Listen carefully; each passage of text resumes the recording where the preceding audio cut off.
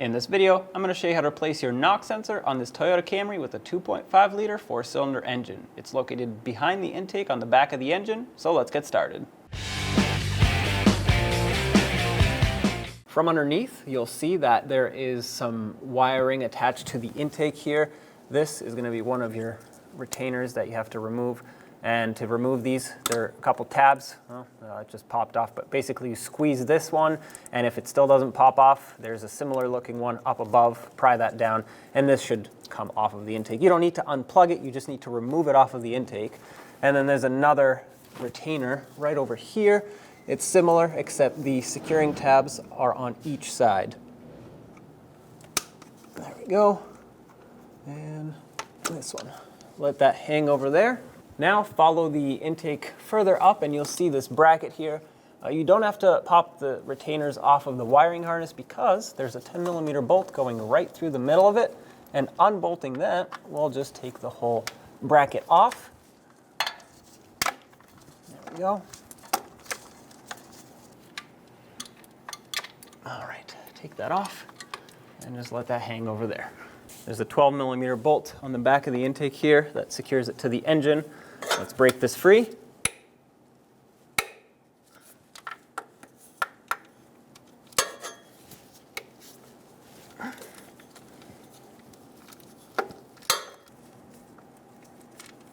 Take this bolt out. Let's remove this air intake duct over here, and to do that, I'm going to first remove the PCV hose, pull this clamp off, and then remove the hose. You don't have to take it off of the valve cover, you can just kind of twist it out of your way. Next, I'm going to grab a 10mm socket and loosen up this clamp. Sometimes these bolts get rusty, so be careful that you don't break it. If you think you need a new clamp, replace it. Otherwise, this won't tighten up properly. And with this off, let's move over to this evap solenoid. Now, typically, you would remove the Phillips head screw from here. Mine is seized in there, so what I'm going to do is unplug it and disconnect the hoses. That way, I don't have to mess with the screw that's stuck. There we go. And then there are a couple clamps here that if you just pinch, you should be able to slide off of the hose. Now I got it stuck.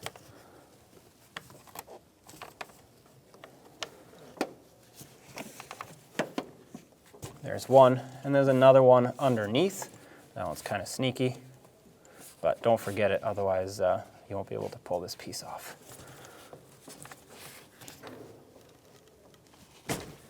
There we go. On the other end of this large intake hose, you'll see another one of these clamps. Take a 10mm socket, loosen it up.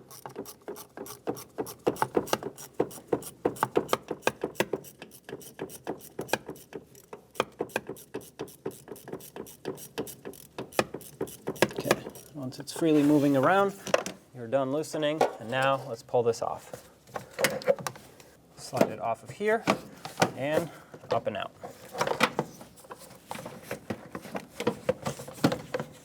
There we go. At this point, I will remove the engine cover. You maybe don't have to, but I will because it'll make more space getting my arms in here. All you have to do is pull straight up. There are some brackets on the back side here that I want to unbolt. They're all held down with 10mm bolts, so let's remove them all.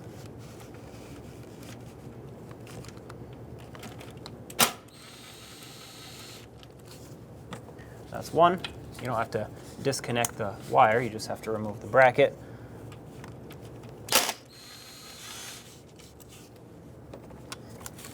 Okay, and last one over here.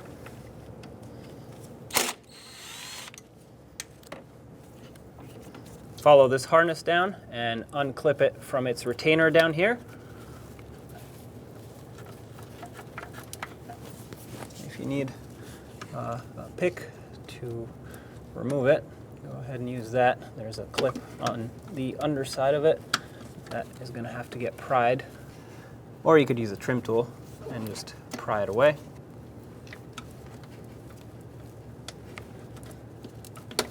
There we go. Now with a 12mm socket and an extension, you want to break free all the bolts that hold this intake on. I'm just going to remove them as I break them free. There are 5 in total. I'm just going to start in the middle and work my way towards the outer ones.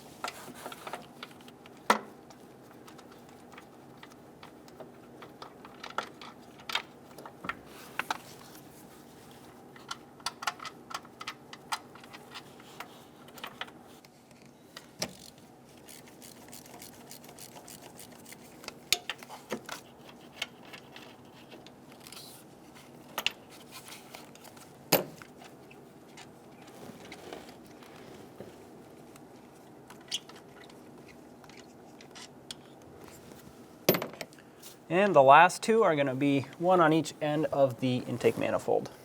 Now let's reach for the second to last one, which is right over there towards the passenger side. There we go. Got it broken free.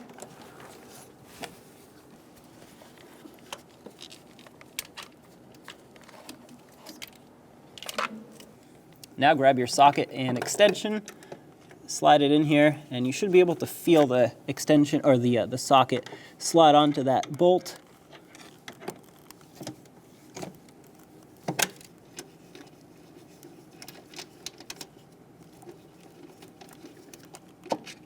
All right, I got the bolt out. There it is. Now you can grab the intake, and things are still connected, so keep that in mind. We're not removing it, we're just pulling it away. There we go, just like that. Now underneath your throttle body, you'll find that bracket down there that is secured with a 10mm bolt. Let's remove that bolt so we can free up the bracket and allow the intake to push out of the way a little bit further.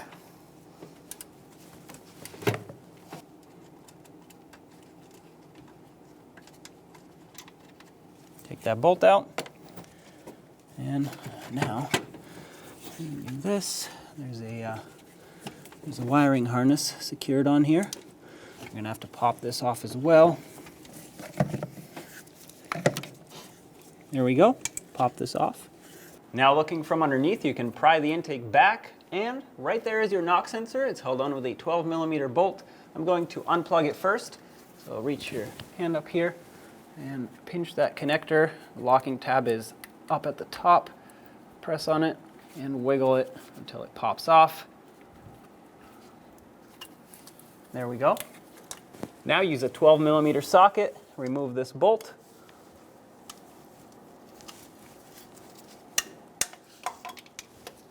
Once you break it free, it should actually spin off fairly easily by hand. Take note in which orientation this sensor was. It basically has to sit pretty much flat facing towards the driver's side wheel.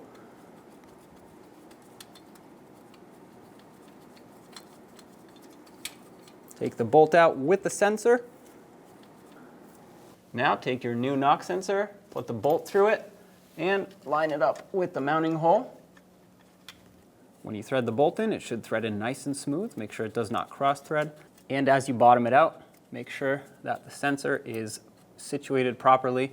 Like I said, you want it to be as flat, as horizontal as possible.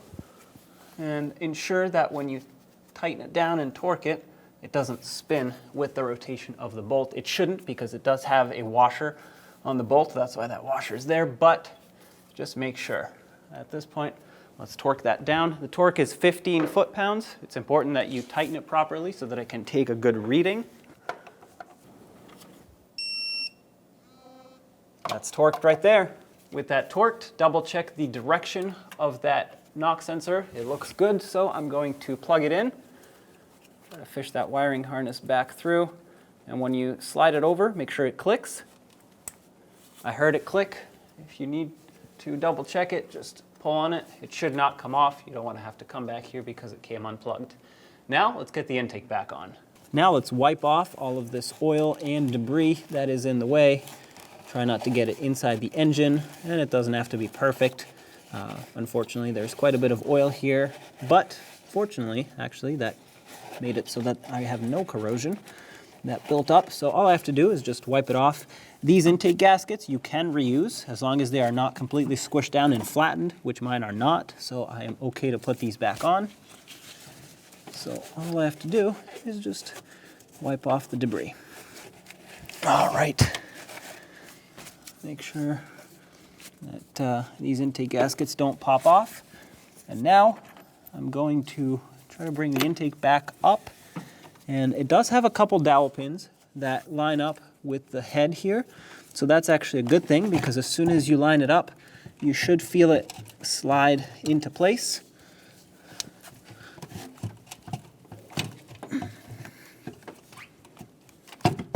There we go. Kind of like that. So that is perfect. Let's grab our bolts. I'm going to start them all in. And then there is a sequence to tightening them, and that is starting from the center and working your way towards the outer ones. The torque is 15 foot-pounds. I'm going to go over this when the time comes. For now, I just want to start them so that I can make sure that it's not going to fall off and it's properly secured. When you thread these in, make sure they thread in smoothly, just like this. They should pretty much bottom out all the way by hand, as long as the threads are in good condition, which mine are. And if they're not in good condition, consider replacing the bolts.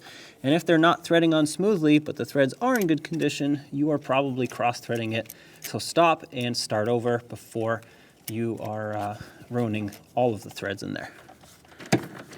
The torque for these is 15 foot-pounds, and you start from the center, then you go to the other one near the center, but towards the driver's side, and then over to the passenger side, center one, and then the two outer one, starting with the one closest to the passenger side, then the one underneath the throttle body towards the driver's side.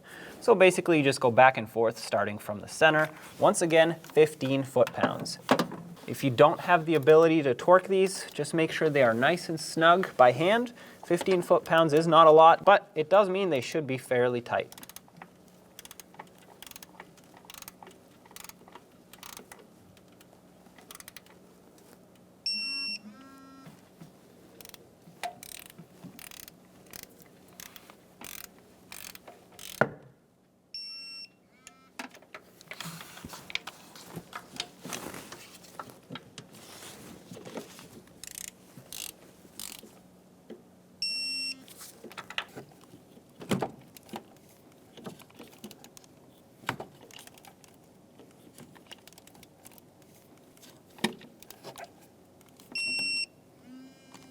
All right, that one's torqued as well. Last one underneath the throttle body. Get your socket situated. This one is quite a bit more difficult to access, so if you, for some reason, can't torque it, just make sure it's nice and snug with a ratchet. All right, that's that last one. Well, last one from up top, because we do have that sixth one underneath. But now we can put back everything that goes on here, such as retainers for wires, as well as these brackets. Let's put back this bolt for the bracket that sits underneath the throttle body. It was just a small 10mm bolt.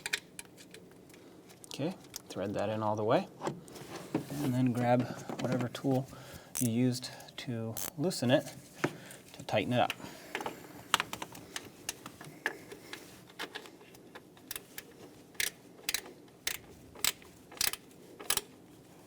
It's a very small bolt, so just make it nice and snug. That should be plenty. Let's secure the three brackets that go up top. Start in all three bolts and then snug them all up at the same time, just because it's easier.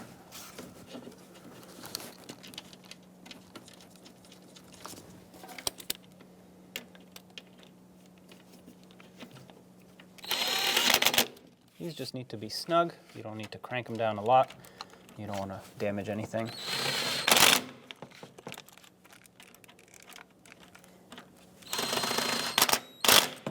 Don't forget to reconnect this wiring harness back there. Clip it in.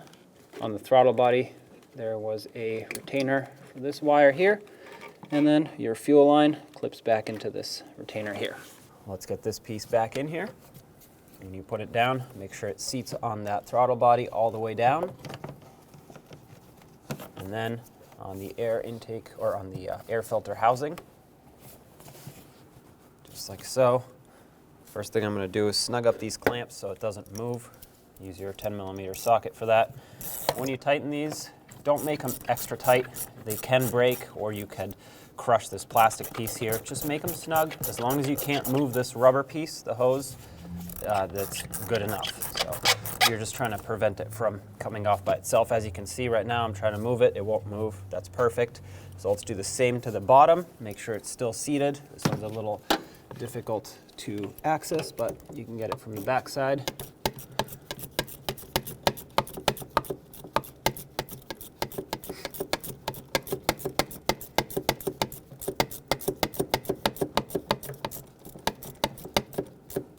Right here, I feel it getting a little bit snug, so I'm gonna try. Yep, can't move it. Perfect.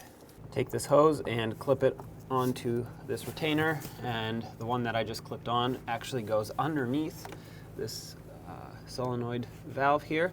So slide it all the way on until it bottoms out, and then take this clamp, which you should be able to squeeze by hand, and clamp this down. Try to get the clamp in between the end of the fitting and the end of the hose, somewhere halfway, so that it can seal up properly. Then there was another hose on this side, same thing, bottom it out, grab that clamp and center it up.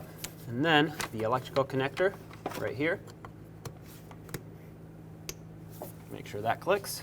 Now let's get this hose back on, turn it and slide it on all the way and put this clamp back over to secure it, just like so. And we're done up top, so I'm going to put the engine cover back on, line it up with the 3 pins, snap it down. Now from underneath, let's put in the last bolt that holds the intake manifold on. Once you get it started, thread it in all the way. Okay, that's snug. Let's torque that down as well. This, just like the top, gets torqued to 15 foot-pounds.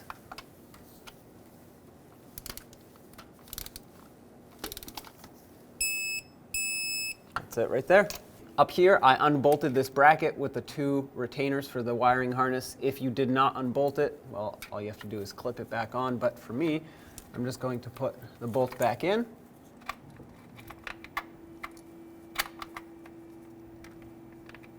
As you tighten this down, make sure that bracket is seated properly so it can stay flush up against the intake, and snug it up about 1/8 of a turn after it bottoms out.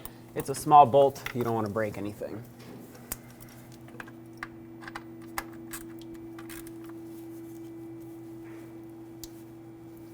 That's tight right there. And at the bottom, there was this wiring harness. Clip this back into the intake. Make sure that's secure so it doesn't fall off. And the other clip right here. And there you go. When only the best will do, demand TRQ. The only company that lets you view before you do. TRQ is committed to offering the highest quality aftermarket auto parts that are engineered for peace of mind. Thanks for using and viewing with TRQ.